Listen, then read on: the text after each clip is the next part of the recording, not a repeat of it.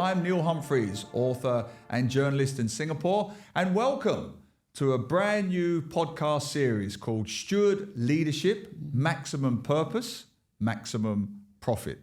The idea of this podcast series is to give listeners fresh ideas and perspectives to hopefully allow all of us to enable profit with purpose. And I learned that phrase from the man sitting opposite me when he came onto my radio show, a term that we all know about, but basically, how do we make sustainability sustainable?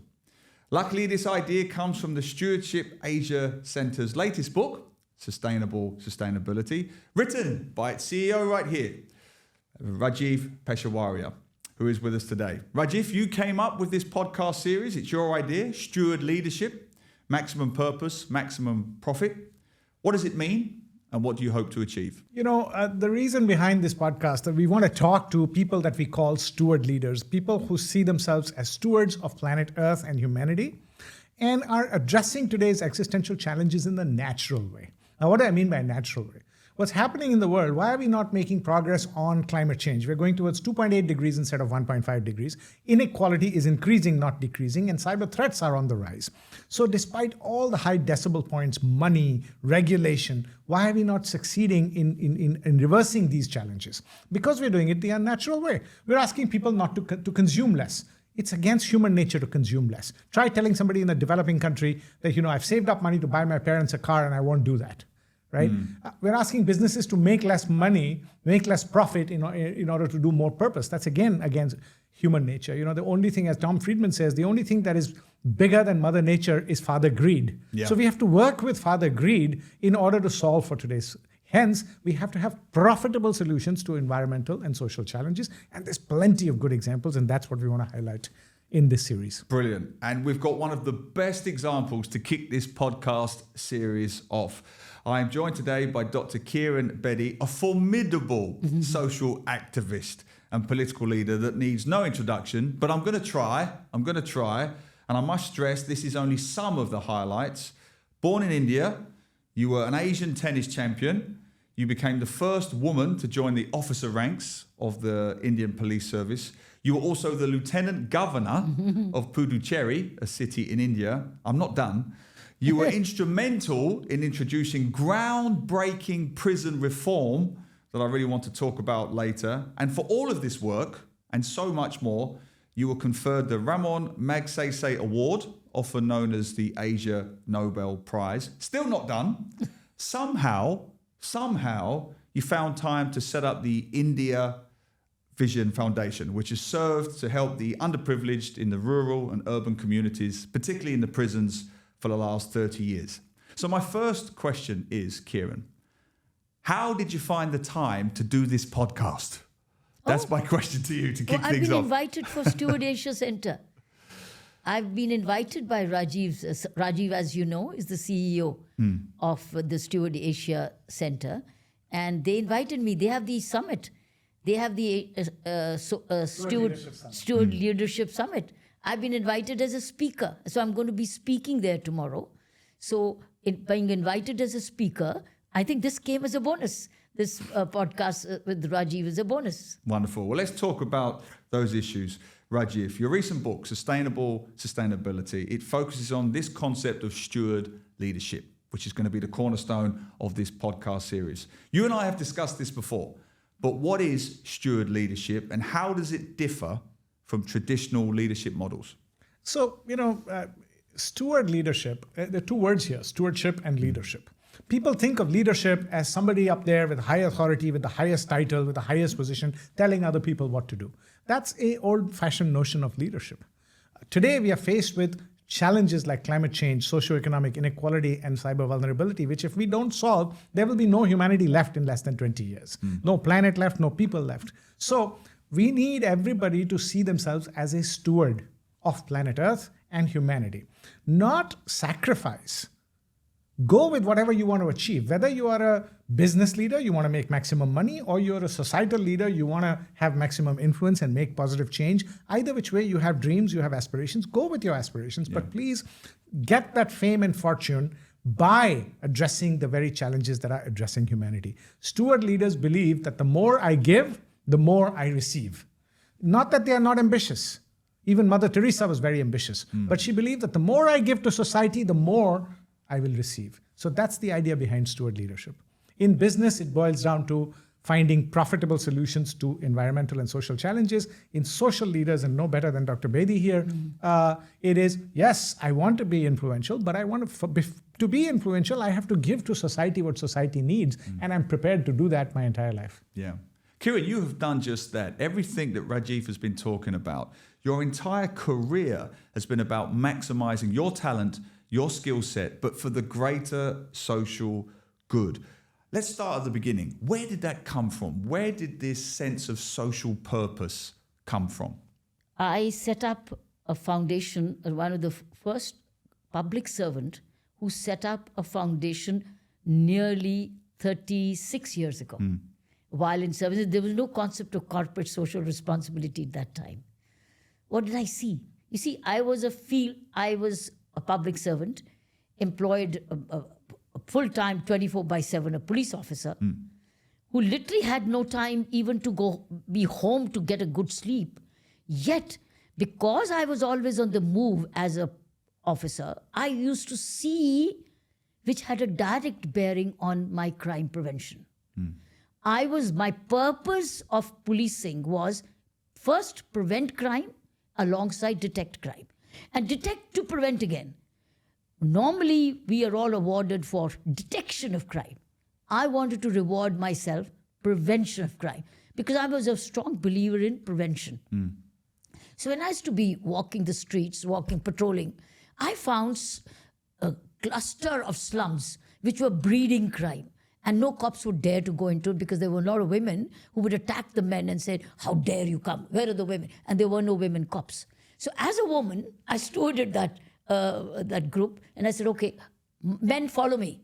I'll take you to the vulnerable areas to find out because they were breeding crime. And when I saw, what did I see?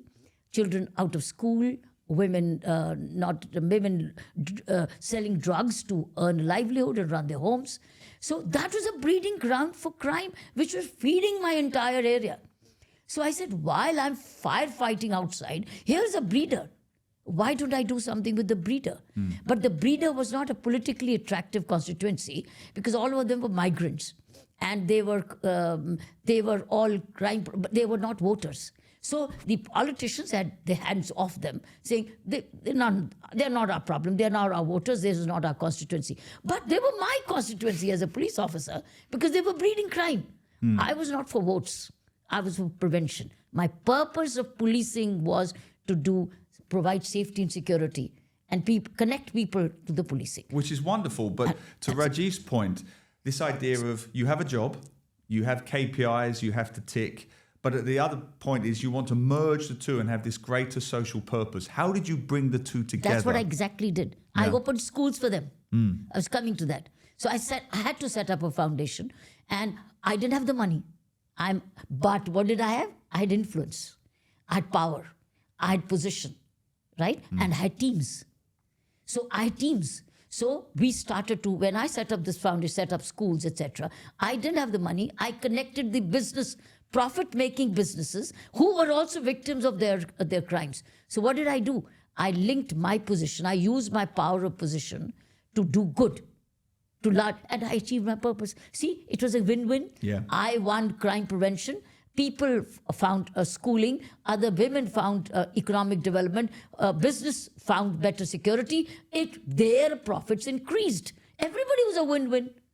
And that's got sustained. Yes. My foundation is still on 40 years now. This is exactly what you're talking about, Rajeev. A sense of moral purpose, but also satisfying all the criteria needed in that workplace. You and I have talked about this before. What are some of the other standout examples that you have in your book or in your business? This idea of merging profit with a greater social purpose. You know, this idea of merging profit with purpose, or rather profit with purpose, is not a new idea. There are people who get it and there are people who don't. Long before, so one of the examples that I talk about quite a bit in my book is Faber-Castell, the German pencil maker. Now, in the 1800s, Lothar von Faber, who was the fourth generation family member who was running the business, right? He introduced things like employee benefits like housing, education, etc., and health insurance a full 40 years before such things became the norm in Germany. In fact, what they did paved the way for becoming labor laws in Germany later on. Right? Fast forward, just 100 years, about 155 years ago, Jamshedji Tata in India was building his first steel plant. In a very rural part of India, it was called a village called Sakchi at that time, today called Jamshedpur. Before the steel plant was up, he built avenues, he built roads, he built temples, he built mosques, he built schools, he built community parks, he built hockey playing fields, etc., hospitals. Why? Not because he was giving away money for charity, but he realized that, I want engineers and family members to come here and live here to run the steel plant. Nobody's going to come here if I don't build a whole township. So the idea of environmental and social sustainability is not new. The idea that the more business does for society, the more they're going to succeed, and the more individuals do for society, the more they are going to succeed, is an old idea. Dr. Bedi knew this a long time ago. Jamshedji Tata knew it 155 years ago. Lothar von Faber knew it 200 years ago. Yeah. So there's this misunderstanding here that there is a conflict between purpose and profit. Yeah. By profit, I mean, for an individual, I want to be famous, I want to be influential, and for business, I want to make money. There's no conflict if you don't want it to be. Yeah. And Dr. Bedi, there is no greater example of what Rajeev is talking about than your extraordinary work as Lieutenant Governor of Puducherry. You saw the social problems. You saw the greater need to not only fix those problems, but the long-term sustainable benefits of fixing those problems. For the benefit of our listeners across Asia, put us in your mindset. You take over this job as Lieutenant Governor of Puducherry as a woman. So you've already got that patriarchal challenge to deal with. What did you see that needed fixing, and how did you do it? I'll give you one of the example of the many to drive home, to be focused on. Pondicherry was going dry. It had running out of water. And it's a seaside. It's a seashore, she's on the seashore. And the membranes below of the, whatever you call them, what do you call them? The membranes of the soft water, the potable water, they were being punctured by the seawater. Salt water was entering the membranes of the aquifers below. And now people had started to get salty water in the taps. And people came to me saying, ma'am, we are buying mineral water to even cook our food. Forget about bathing, etc. Cooking our food, we have to buy expensive water, and they were poor.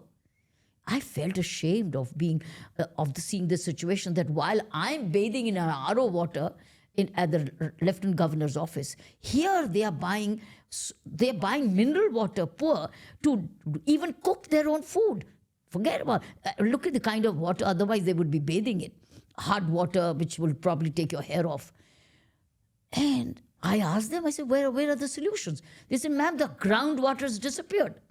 I said, why is the groundwater disappeared? Now, I need to ask, because I'm an outsider who's coming to administer, to understand. I said, show me the problem. Best is, for a leader, show me the problem. So they took me, and I went, and I was always basically on the ground. So when they showed me the problem, I saw the solution. But the solution also meant somebody who was making profits, somebody like these pharmaceuticals, etc., were making profits by taking out water from the irrigation canals. And they were sucking out water to make their oxygen, pharmaceuticals, whirlpools, etc. of the day. Good profits. So I said, well, they are taking away common man's irrigation canals, means they sink, let water permeate down below. That's when the wells and the taps start working. See, water was getting dried up by use for profit. What community property was being used for profit. So that oxygen plant was right across. I walked to that oxygen plant. I said, you are using this community property? Yes. Are you making profits? I'm so happy you're making profits. But what do you do with the community? You are making, this is using. What do you do in return? You continue to make, I'm not blocking you. Look, I as a governor could have blocked. I did not, because I want them to make profit, because they making oxygen, which is a life-saving thing. So I said, you continue make profits, but you don't take away the livelihood of the people to whom this property also belongs. So what do? They say, what can we do? I said, I don't want money. You have hardware, you have JCBs, you hire JCBs. Immediately use these to clean up these irrigation canals, and so that when the water, Pondicherry is water fed. I said, when the water comes in, otherwise it overflows because it's all what is it called? A lot of forested thing, because it had never been de-weeded. So the irrigations were choked with vegetation. Irrigation canals could not take rainwater over the years in Pondicherry because government never had the money to de-weed them, de-seed them, de-weed them. So I said, look, you continue to take water, you de-seed them and clear up the vegetation so that when the rains come in October, November, these irrigation canals can retain all the rainwater, and when the rainwater seeps in groundwater will improve, wells and tube wells and taps will start running good water. So no money, their profit. They use their profit to hire the machinery to clean up the irrigation canals so that when the rains came in October, November, the irrigation, and there were miles of them when I found this way. I never got involved into any money. Government did not get. They, from their profits, spent it to get water back.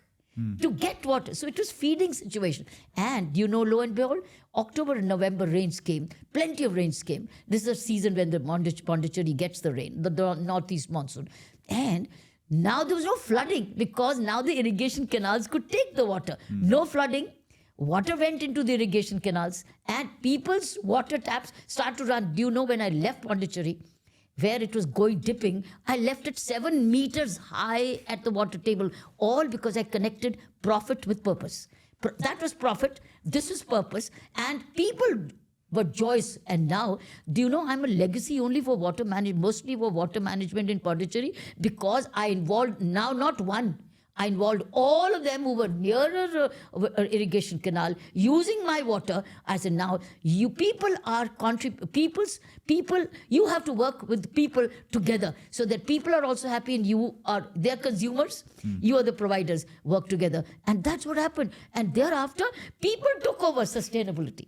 People took over to make sure that the company does not disappear in continuing to make a contribution. Nobody lost. On the contrary, their water table, even for the oxygens and pharmaceuticals and whirlpools, increased because they now generated. Earlier, they were only consuming. Now they were contributing. Now they were collaborating. And that's what happened. So I'm just trying to give you one example. The steward leadership is go to the site. First of all, remain accessible to what is happening. Keep your ears and eyes open. Remain sensitive. When the people tell you, don't ask for a report. Don't say, okay, we go. Show me the problem. Show me the problem. And go to the problem and find a local, low-cost solution which makes profits possible and which meets a purpose possible. This is extraordinary. Rajeev, this is encapsulated everything that your book is about. We've been and all the stuff that we're writing and all the stuff that we're talking about. But, I want to ask you a question. I remember when those irrigation canals started flowing again, I visited you at what is called the Raj Bhavan, which is the governor's official residence. It's like a palace where she was. And you used to do these things called the 6 a.m. rounds. Yes. And I came with you to a couple of those. Can you tell us what were those 6? Before you tell us what the 6 a.m. rounds were, the governor's position in India is a figurehead position. The power and the administration lies with the chief minister. Your job was supposed to have cocktail parties and visits and entertain state guests. Instead, you changed the governor's palace into a public place and you started these 6 a.m. rounds. What was that all about? 6 a.m. rounds were my weekend rounds, which now where the offices are closed, for people are a little relaxed. So every weekend, Saturday and Sunday, I would bike along with my team. So I would go cycling because that's when you see the problem. You don't see the problem sitting in a Mercedes and whiz past. You see the problem when you bike. And since I'm a fitness freak as well, so I found this another wonderful entertainment adventure. So we used to have our team collectively go 6 a.m. weekend rounds to the problems of the week. And that's where we were biking to where it was a team of, I was not alone. I was into a lovely cavalcade. It was like a cavalcade of bikes. Sometimes the youth will join in, sometimes the residents will join in. So we used to have fun, but we will go to a cause to the problem identified during the week. Lieutenant Governor's office is what the Lieutenant Governor makes it. Every public servant's job could be a figurehead job, could be a rule-bound job, could be a bureaucratic job, could be a social activism job. It's up to you. It's the way you apply the law and the rules and the budgets. And if you're honest to the core, sensitive to the core, empathetic to the core, field-oriented to the core, willing to be visible to the core, collaborative to the core, you can transform from every position of the government today, anywhere in the world. This is the fascinating point, Rajeev, because Dr. Bedi, very hands-on, as you can see, the 6 a.m. calls, cycling, seeing the real problems. But listening to you, it does seem like it needs a collaborative effort, though, because despite your wonderful efforts, steward leadership, it can't really be done in a silo, can it? You need everybody on side with you. Absolutely. So there are 4 core ideas behind steward leadership, right? One is interdependence, which is the belief that the more I give, the more I will receive. And that's what you're hearing in this story. Yes, I also want to be successful, but I can only be successful by making my people do better. Second is long-term view. This is not about winning the sprint. This is about the marathon. You have to think in generations, not in quarters, like most businesses do.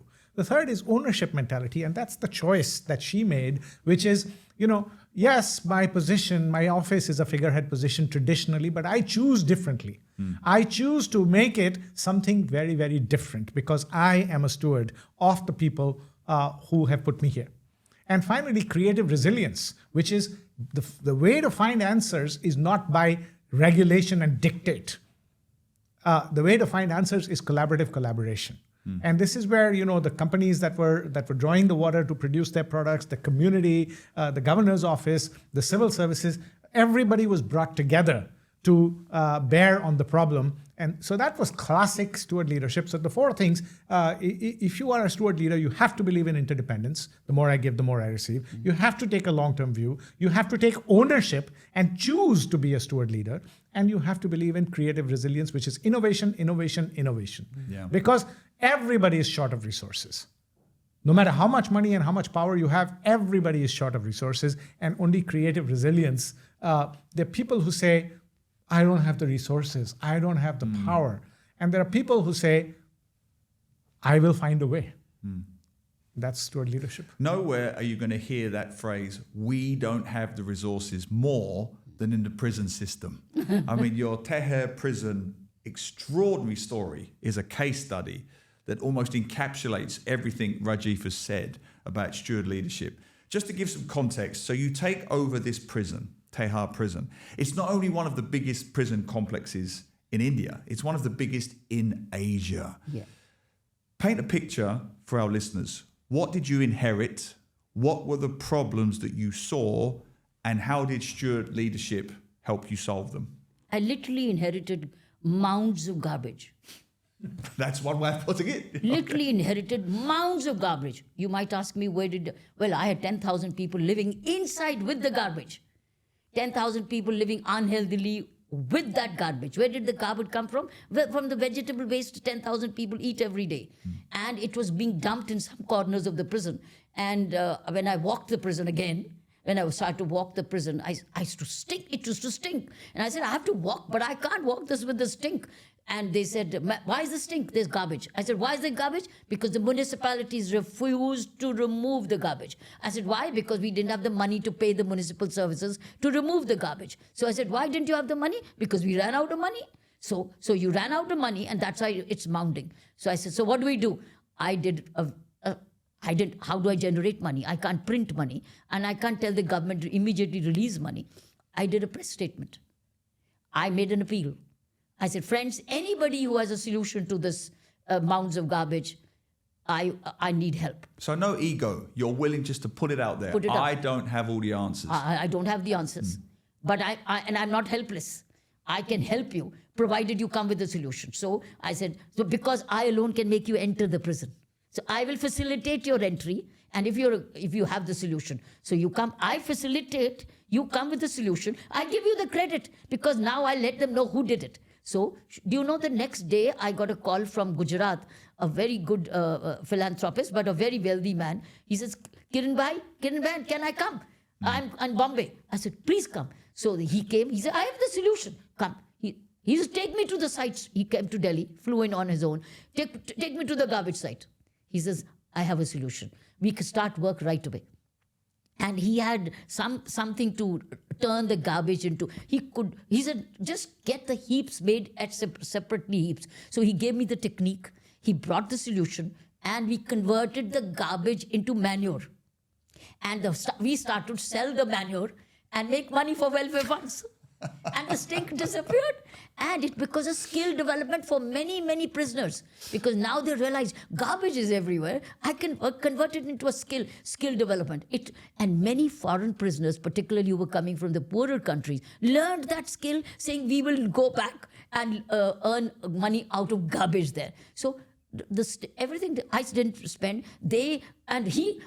he got his own credit. He's mentioned in my book, but the book was also mentions him because the due credit went to him. Thereafter, it picked up momentum. So, we can do this. It was also industries called Excel Industries, which came with the solution. See, I'm mentioning it was Excel Industries, a grand old man who came with it. This is it. I'm only giving you one. Yeah. There are many. But this is one. I inherited garbage. First thing we addressed was to make the prison environment healthy for these 10,000 people to live. Otherwise, how would I deal with the unhealthy? I don't have medical budgets either. Brilliant. I mean, Rajeev, a cynic listening to this might say, yes, this is the perfect example, a microcosm almost of what you're trying to achieve. But it's a prison or a hospital or a school. In other words, it's public sector, public services. It's literally in their interests to improve for the greater social good. How do you apply those principles to a hard-nosed private sector where the bottom line is literally all about profit? How does it go across to the private sector? So let me address the first part of your question, your comment first. That these are civil servants, these are social sector leaders. It's in their interest to do good.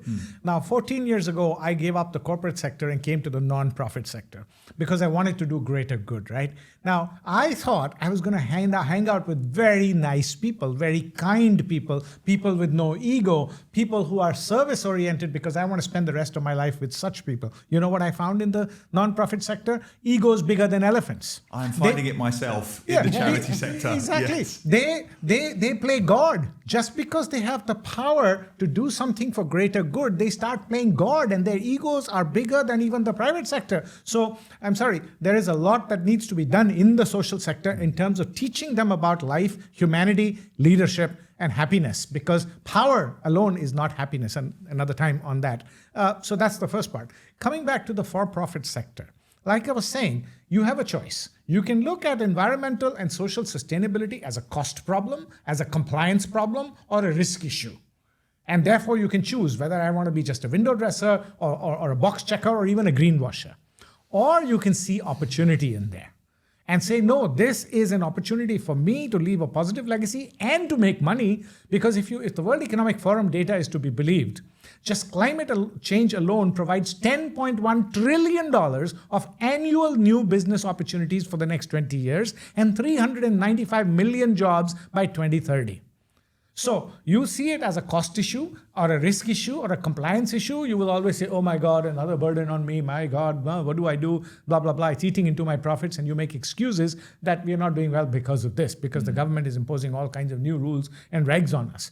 Or you say, no, I'm going to use this as an opportunity. You just heard an amazing story of garbage and human waste being converted into manure in a profitable way. So the first step is intentionality and choice. Right. I'm going to quote Dr. Bedi here because we had a conversation a long time ago, and she said something like, I don't know if you remember this, you said something like, I asked you, what sacrifices did you have to make to give to the world what you've done? No. You remember what you said? Yeah. You want to say it? I make choices. I don't make sacrifices. That's what she said. I don't. She literally wagged a finger at me and said, let me be very clear about one thing, Rajeev. I made no sacrifices. I only made choices. My family got as much of me as I wanted, as I think was necessary, but my priority was to serve the country. I made the choice and I don't regret it. Which is wonderful. But let me bring in another issue, the gender issue, because I often hear calls for social change on my radio show from C-suite leaders, from CEOs, business leaders.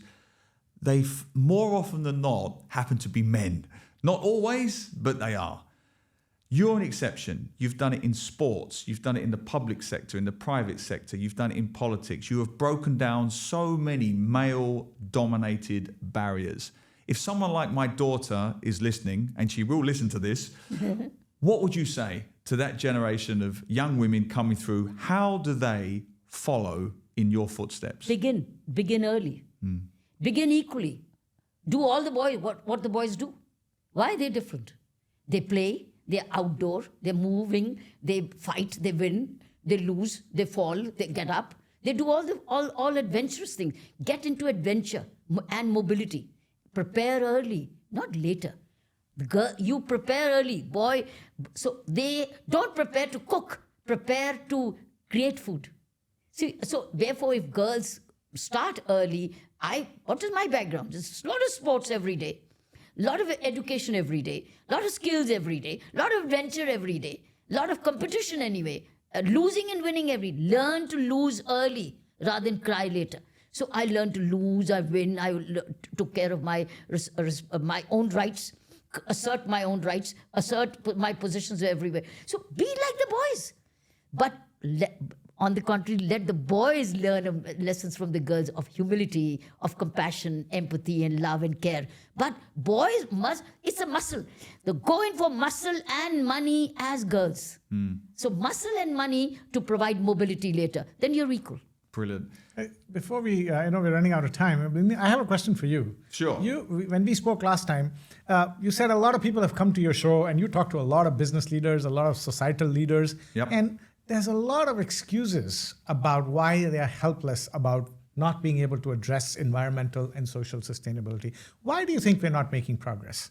Despite $40 trillion in ESG assets, despite hundreds of regulations, despite incentives, measurement and reporting requirements, why are we not making progress?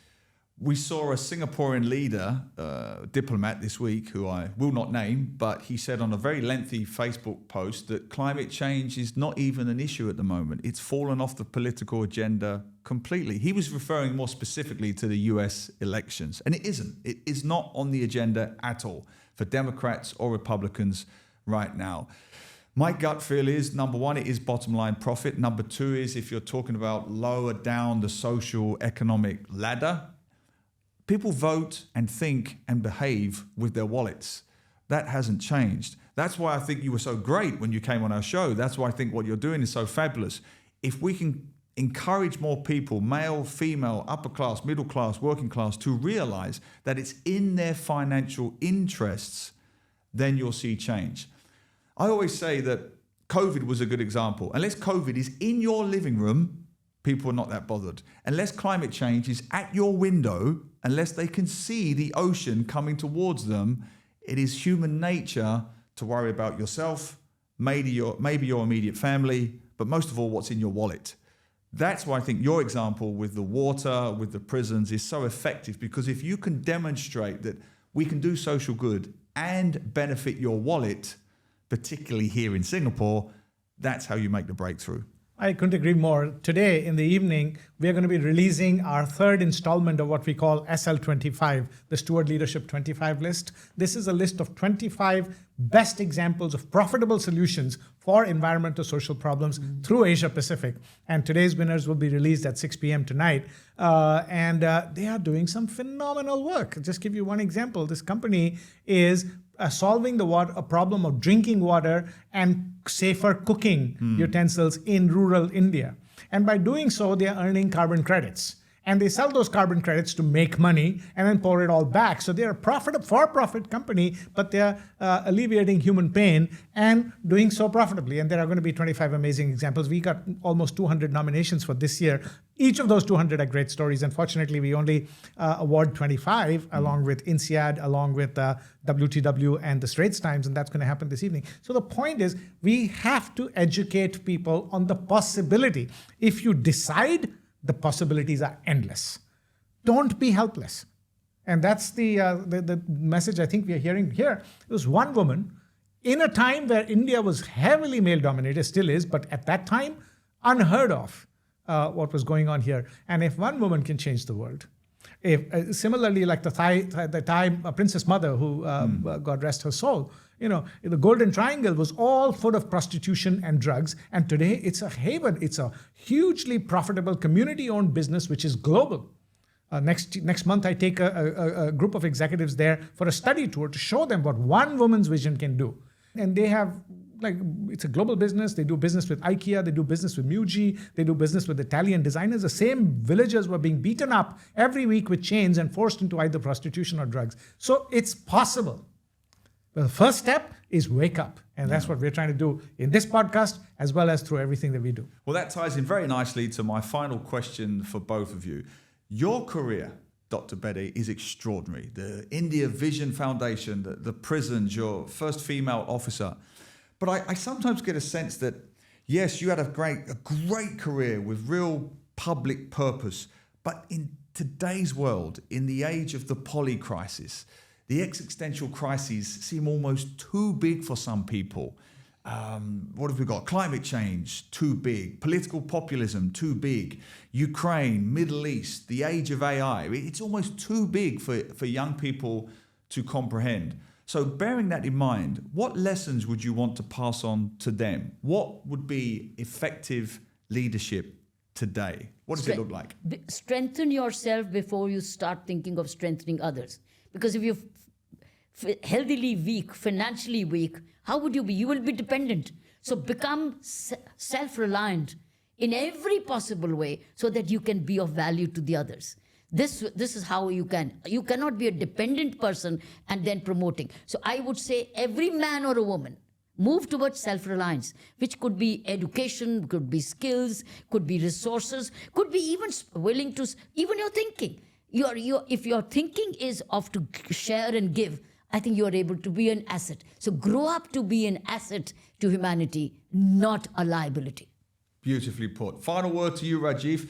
You've laid out your template in a fantastic book, which I thoroughly recommend, Sustainable Sustainability. Maximize profit and social purpose for the greater good. But in Singapore and in Asia more generally, I can hear those cynics saying, it's easy for you to write, you don't have shareholders, or you don't have customers, or you don't have government leaders to deal with. Or if I turn it around the other way, you don't have fickle voters to deal with who are working with very short-termist interests, with very short-term election cycles. What would you say to those cynics to overcome that cynicism? First of all, there is nobody on this planet who doesn't have resources, who doesn't have constraints, who doesn't have 100 excuses as to why something cannot be done, right? So steward leadership is a choice. Those who make the choice of steward leadership, and I can now give you hundreds of examples in politics, in business, in civil society, where people with all those constraints and more overturn that equation. Why? Because they wanted to. Because they said, I will not take no for an answer. That's the issue. You start, you take the first 2 steps, and then the remaining 98, the universe will make it possible. But you take the first 2 steps with good heart, and everything is possible. Point number 1. And the final thing I'll say is, you want to be a good leader. You want to have a rich life. There is a bedtime habit that I'd like to leave you with. Every individual, you want to have a really rich life, get into the habit of reflecting on 2 questions every night before bedtime. Question number 1, what did I give to the world today? Question number 2, what will I give to the world tomorrow? 5 minutes of reflection before you doze off, and you will have the richest life possible. Brilliant. Absolutely brilliant. Perfect place to end it. Rajeev Peshawaria, CEO of the Stewardship Asia Centre and author of the outstanding book, Sustainable Sustainability, and what can I say, the inspirational Dr. Kiran Bedi, the founder of India Vision Foundation, just celebrated your 30th anniversary. Congratulations. Do check that out online. Former Lieutenant Governor of Puducherry. It's been an absolute pleasure and an honor talking to both of you today. Thank you very much indeed. Thank you. And that's the end of our very first episode of the new podcast series, Steward Leadership, Maximum Purpose, Maximum Profit. Do look out for more episodes in the future. Thanks for listening.